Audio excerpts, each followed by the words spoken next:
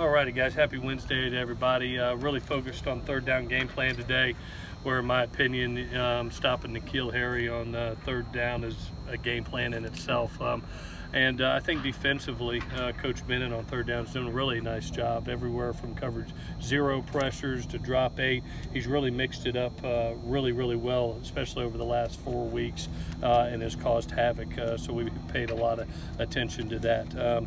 Injuries news, Damon Johnson is back on board. He finished concussion protocol today. We had Christian Rector leave the practice field with a hand injury. I'll have more information on that tomorrow. And Josh Follow we held today for a foot injury, and we'll see where that's at hopefully in a day or so. With that, I'll take any questions that you have. Is Rector potentially serious? We'll see. We'll see. Anytime you leave the field, it's not good. So I'm going to have a chance to visit with the doctors tonight and see exactly what's the plan. How about and Damon, can he play this week? Yes, he's fully clear. He's fully clear. The shoulder injury for Mitchell, is that something that's going to keep him out?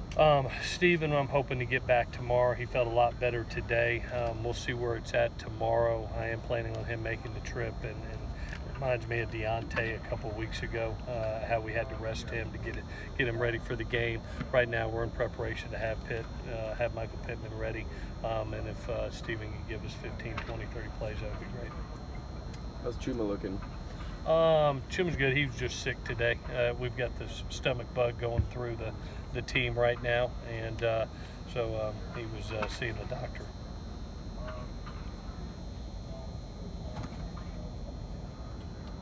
Rector's not available, who are you filling in?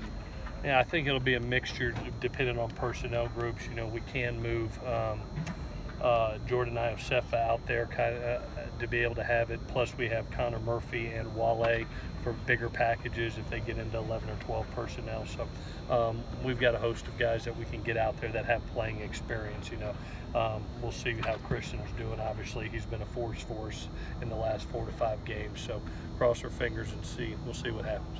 Iosefa played a bit outside against Notre Dame. How do you feel he did? He did good. He did good. Obviously, you know, this is a team that does a little bit more balanced. So pass rushing is going to be a premium. Also, there's a bunch that throws for over 260 a game and has 2 good backs. So they're a little bit more balanced offense than what we saw last week. So being able to come off the edge with speed is going to be important. We actually watched as a team today last year's tape of getting to the quarterback and applying pressure, and how important that was, both a 4, 5, and 6-man rush. Arizona State, they're really great defensively the last 2 weeks. Before that, a little iffy. How hard is it to kind of prepare when there's like this short, amount of footage on the team when they're doing really great, and other than that, it's been different?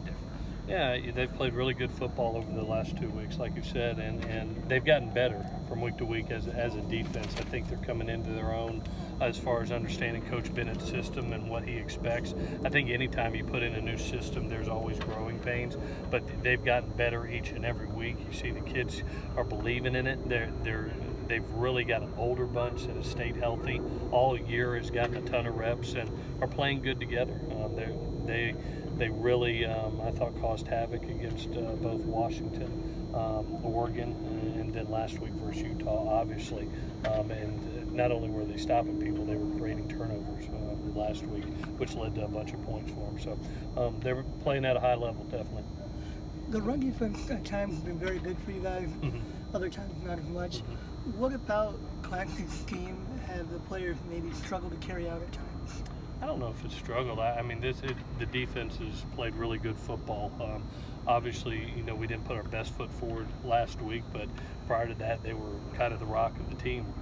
Really carrying us through some wins, especially when we turned the ball over, they were getting people stopped. So I'm not going to let one game dictate saying, oh gosh, what's wrong with the system. Like I said the other day, I thought the quarterback played extremely well for Notre Dame. I thought we got out of some gaps, both as defensive linemen and linebackers, that created some long runs. And they had a couple weeks to be able to prepare and really put a nice scheme together. Some wrinkles that we didn't see and had to adjust to during games. So overall, I credit Notre Dame. They played really well. I had no fault with the system or what Clancy does. I mean, he's exceptional. He's got the kids playing really good football. Coach, how do you find balance in trying to get the players that practice at a high tempo, but then resting them also so that their legs are not dead? It's a fine line. You know, we're in week number 9 right now, but really it's week 14 without a break. And I credit the kids. You see their effort out here, and they're going full speed, and we're going against each other. And we try to give as much live looks as we can. I showed one clip of how important it is yesterday in practice of getting that live pass rush. Here's Wale on one side, Connor on the other, with our starting right tackle and left tackle having to go against them. That's great pass rush. And then, you know, Sam throws a dime to Tyler Vaughn's. Those are the things that you want to see in practice. I wish it could be all walkthrough, but you have to be able to go good on good. You have to get that full speed work. And then as myself, I try to back it off a little bit. We're in the last 4 games, so we've taken, you know, the full pads away like we've done over the past couple of years. But there's that fine line that comes. We've got some injury bugs going on as we go through these next 4 games, and we'll see what we have to do next. But this is where we are now. What are the chances that Stephen Carr suits up this week? To be honest, not great. He's getting better. You see him out here for 5 or 6 periods. He's starting to change a direction, which he was not doing last week. But he's getting better with each day. And obviously, when you're that type of player and that type of athlete and that type of change of direction, you want a guy that's fully back. And I'm not going to hurt a kid. When he's back, when he's ready to come back, he'll be out there. So Porter, not practicing today. How's his recovery going? Going good. He, you know, obviously to be able to put full weight on and run is the first step, and then we'll hopefully get some change of direction over the next couple days and see where it's at by the end of the week. One more.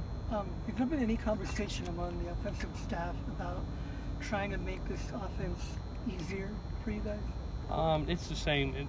We've been doing the same things, guys, for, you know, basically since we started. It's the same plays. Some of the same plays that were being run by Matt Leinart are still run today. You know, it's been the same system, and we've been really good at it. You know, the difference is you got some younger kids that are growing up, and I look at our wideout core right now and how they're excelling. I thought over the last couple of weeks, they're really coming on. You know, we're trying to help our offensive line out a little bit with some younger kids that are having to play, but it's not like we're making up new plays right now. It's the system has remained the same, and it's been successful.